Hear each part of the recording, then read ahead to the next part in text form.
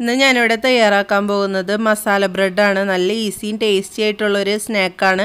എല്ലാവരും ട്രൈ ചെയ്ത് നോക്കണം, കുട്ടികൾക്കൊക്കെ നല്ല ഇഷ്ടമാവും. അപ്പോൾ വീഡിയോ ഇഷ്ടമായി ലൈക്ക് ചെയ്യാനും ഷെയർ ചെയ്യാനും മറക്കരുത്.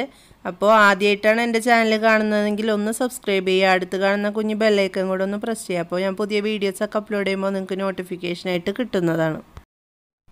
ഇതിന് വേണ്ടിയിട്ട് കുറച്ച് ഇൻഗ്രീഡിയൻസ് ഞാൻ ഇവിടെ എടുത്ത് വെച്ചിട്ടുണ്ട്. എന്തൊക്കെയാണെന്ന് നോക്കാം.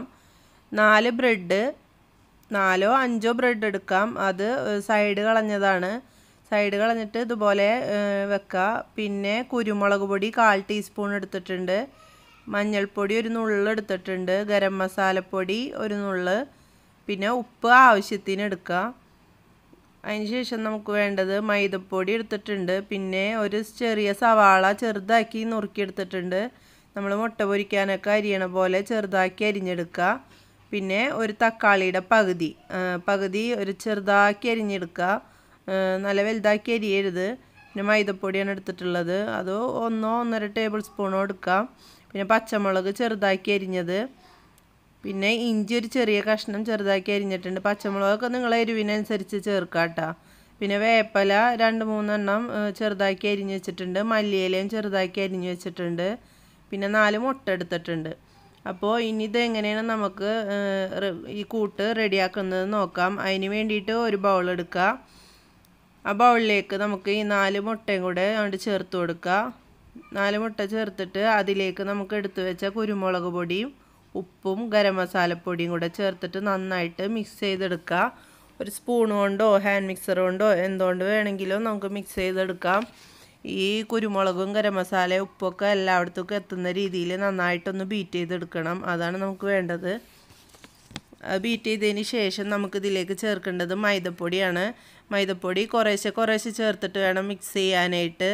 ഈ മൈദപ്പൊടി ചേർക്കണമെന്ന് നിർബന്ധമില്ല കേട്ടോ. മൈദപ്പൊടി ചേർക്കണമെന്ന് വെച്ചാൽ ഈ മുട്ട മാത്രമാകുമ്പോൾ ഇങ്ങനെ ഒലിച്ച് അപ്പുറത്തിപ്പുറത്തൊക്കെ സൈഡിലേക്കൊക്കെ ആവുമല്ലോ, അത് ഒഴിവാക്കാൻ വേണ്ടിയിട്ടാണ് ഈ മൈദപ്പൊടി ഞാൻ ചേർത്തിട്ടുള്ളത്. നിങ്ങൾക്ക് ഇഷ്ടമല്ല എന്നുണ്ടെങ്കിൽ മൈദപ്പൊടി ഒഴിവാക്കാം. പിന്നെ ഇതിലേക്ക് നമ്മൾ ചെറുതാക്കി അരിഞ്ഞ് വെച്ച സവാള ചേർത്ത് കൊടുക്കുക. ഒരു ചെറിയ സവാളയാണ് ഞാനിവിടെ എടുത്തിട്ടുള്ളത്.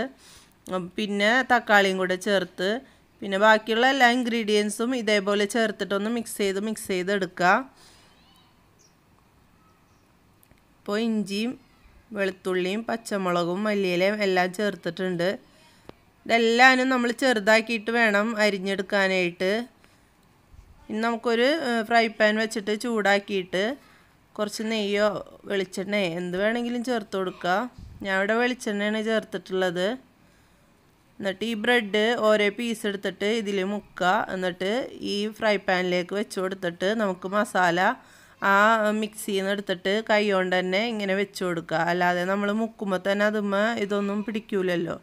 അപ്പോൾ ഇതുപോലെ മുക്കിയിട്ട് ഫ്രൈ പാനിൽ വെച്ച ശേഷം നമുക്ക് അതിൽ നിന്ന് ഈ സവാള അതൊക്കെ എടുത്ത് കൈ കൊണ്ട് എടുത്തിട്ട് ഇതുപോലെ മുകളിലൊന്ന് വെച്ച് കൊടുത്താൽ മതി. എന്നിട്ട് ഇതൊന്ന് മൊരിയിച്ചെടുക്കുക. തിരിച്ചും മറിച്ചിട്ടിട്ട് നന്നായിട്ട് മൊരിയിച്ചെടുക്കുക. ഇതുപോലെ എല്ലാനും നമ്മൾക്ക് ചെയ്തെടുക്കാം.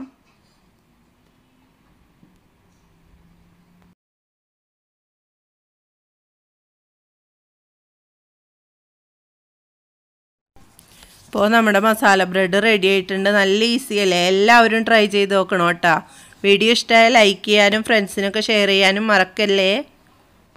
പിന്നെ എൻ്റെ പുതിയ ചാനലിൻ്റെ ലിങ്ക് ഞാൻ ഡിസ്ക്രിപ്ഷനിൽ കൊടുക്കുന്നുണ്ട്. അതും കൂടെ ഒന്ന് സബ്സ്ക്രൈബ് ചെയ്ത് സപ്പോർട്ട് ചെയ്യണം.